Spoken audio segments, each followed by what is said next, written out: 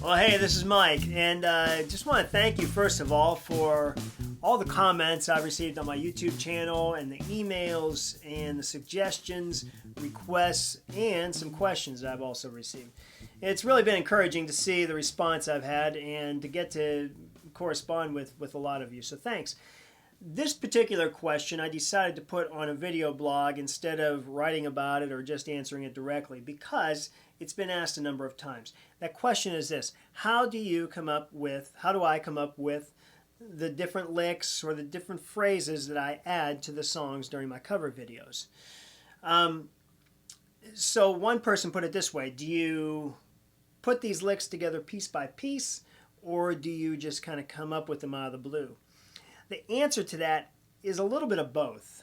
And so I think to help you understand this, let's do this. I want you to understand, first of all, that being a musician is really no different than being a mechanic, being a counselor, a chef, a writer, or an artist, or any other profession. Every profession has a toolkit, has a set of skills that they have to learn, that the professional has to learn and kind of store away in memory, and then through experience and practice know when to pull those tools out, know which tool to pull out at the right time and how to use it. Okay, so there's a lot going on there with experience and practice, and for musicians we have to do the same thing. So the way I come up with these fills really has a lot to do with that. It's spending time building a vocabulary, building a toolbox, or adding to my toolbox, and then having an understanding of how to use those tools. Now, sometimes I do it really well, and sometimes I don't do it very well at all, And it's at those times I realize I got to go back to the drawing board and kind of work on those particular skills or tools. So let's take it, let me just kind of give you an example. If you want to start doing this, let me give you an example how to get started. First of all, listen. So I'm going to give you 3 things here. I think that's a good way to get started.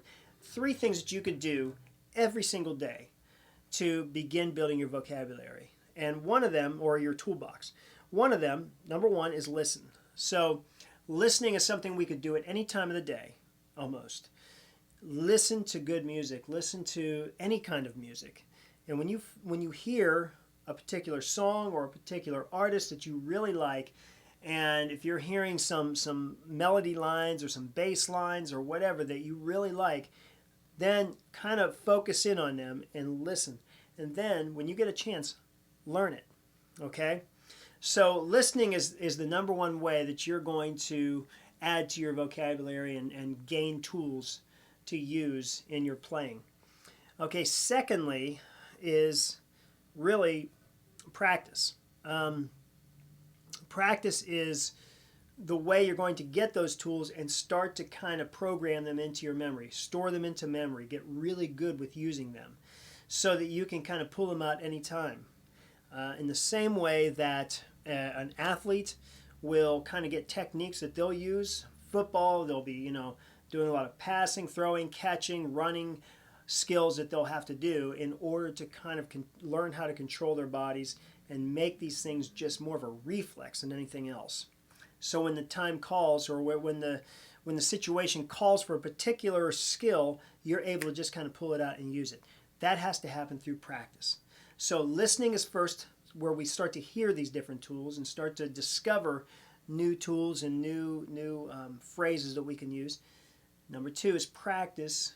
Start applying, start working those and storing them in our memory through practice. Number 3 is performance. Start trying them out, performing, okay? So start playing with others. You want to jam. You want to get together. If you are playing live, of course, be careful with that. You don't want to throw the whole band off. But, take the time in playing live to really start using those tools, using those vocabulary words that you've stored up, those phrases. So let me give you an example, okay? So I think the first thing we'll do, let's just take a very basic chord progression, all right? And this is going to be in the key of G. So this chord progression is pretty common in worship music, so it may even sound like a song as we play through it. So it's C, G, D, and E. So we're using the 4 chord, which is a major, 1 chord, which is a major, D is a major, and then the E is a minor, okay?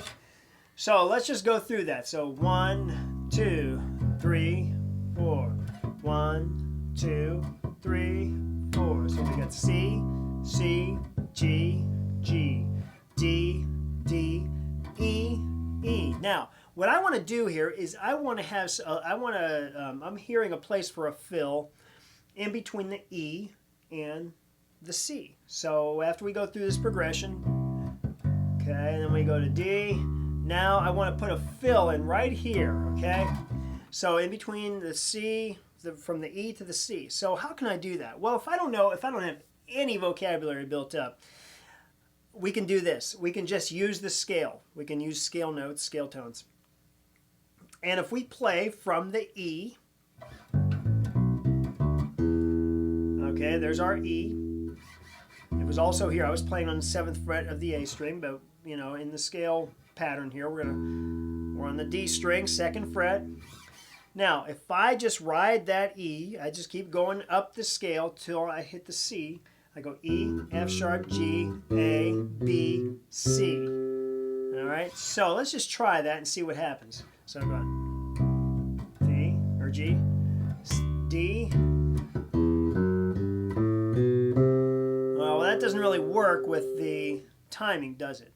You know, we really need something, so we either have to speed that phrase up or we have to just kind of, maybe we'll skip a note. So let's skip the A, all right? Here we go. C, G, D, and E. Okay, so now we did E, F sharp, G, B, C, okay? Now that works. Okay, so let's try it again. G, D, E, F sharp, G, B, C, G, then we go to D. Alright, so now I want to try another fill. Same place, but maybe I'll use some different notes. I'm just going to stick to the notes in the G major scale. So maybe this time I'll start with the G.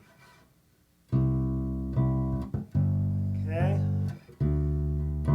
Now if I start with the G, I can go G, F sharp, E, D, C. Alright, so let's try this.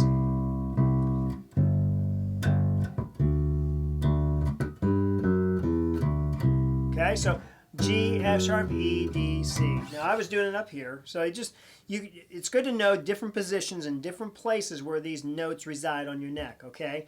So an E is here, but you also have the same octave E here, you also have it here, okay? And then if you want to change up octaves, so let's say you like this lick, okay? Let's just say you like the first one we did. We went C, G, D, then we go E, F sharp, G, B, C. All right, that sounds kind of thin. So what if we did it an octave lower? All right, so let's try this. C, G, D, E, F sharp, G, B, C. Now we're going to try this again.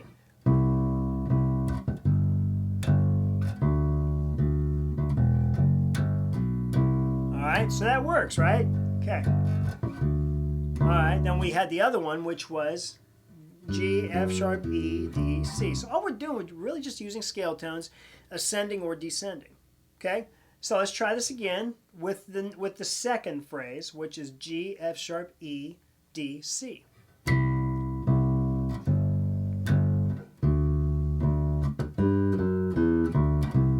All right, so that sounded nice, and notice something. I didn't hit the chord. I didn't hit the E chord. I just went right into the lick. And because that G is actually the third of the E chord, so it really works. It's an E minor chord, and that G kind of defines the minor of the E, and that's something that can be a part of another lesson, but it works, and you hear how it works. Okay, so now, excuse me. All right, so now what you could do is explore different octaves. Once again, instead of doing the lower octave like we did with this last one, okay, the first lick we did it like that. Let's do this one a little higher. Okay, so let's go the next octave up. So instead of going, we'll go. All right, so let's try that.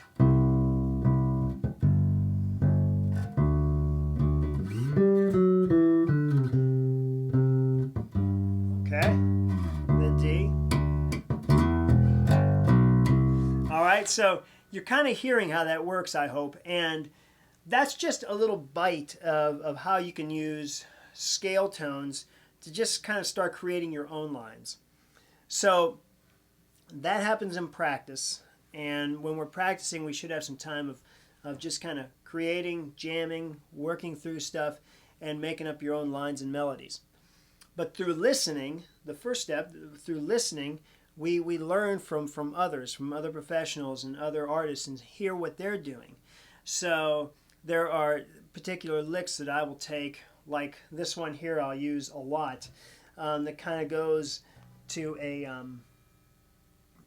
usually works with a major chord. And so, let's see. So all I'm doing here is, that's just something I heard from somebody once before, and I liked it. So I learned it and I started using it. Now I find myself probably overusing it. But what it is, it's just B. So it's just a 1/5 octave, 1/5 octave, and then I use the fourth and the third. Okay, so for this one, it's a B. So it's a B, F sharp, B, E, D sharp. Okay, so I'll use that a lot of different times, but that's one of my licks that I kind of keep, and I know when I can use it, and I just pull it out. So it's at that point that I can, in some ways, just kind of pull it out of the blue. But, it's something at the same time that I have worked on for years and just know when I can pull it out. So pretty soon, as you work through these different licks and work through different phrases and do more listening and learning, you start to have these licks built up. And then you start to hear them as you're playing through these chords, you're playing through these chord changes. You start hearing different opportunities for fills and different opportunities for different kind of melody lines or whatever. And then you start throwing them in. Sometimes it doesn't work, but pretty soon you start getting to where it starts working a lot. But that comes through experience. So let me just encourage you from this video to really work on your listening. Expand your genre, okay? Try to listen to blues, try to listen to jazz, even if it's not your favorite. Listen to it and hear what some of these bass players are doing. Some of this stuff is way beyond our comprehension, honestly. There's times I'll listen to some bass players and I can't really get it. But try listening to what you can. Listen to some blues players. Listen to some pop players. Listen to some country players. There's a lot of great music going on and a lot of great musicians playing country music and so much other out there. So really take time to listen and then try to work on getting a practice habit. Spend 15 minutes a day. This is something I'm really driven to kind of help with, and I would love to help you with it. If you're interested in having more of an accountability kind of form or group or anything like that, I'd be happy to kind of start putting that together. That's something I'm really excited about doing and planning on doing it right now, as a matter of fact. So, and then the third thing, try to play with others. Try to play with other musicians. If you're not gigging right now, try to find ways to gig. Try to find ways to play on your worship team at church and begin applying some of these tools and vocabulary. But do it carefully, do it with respect for others, and of course, you want to play with others, but you want to play well with others. So, all right, but that's about it. And hey, once again, if you have any other questions on this, please shoot me an email, mikebrandonsnide.com, and I look forward to catching you again. Thanks.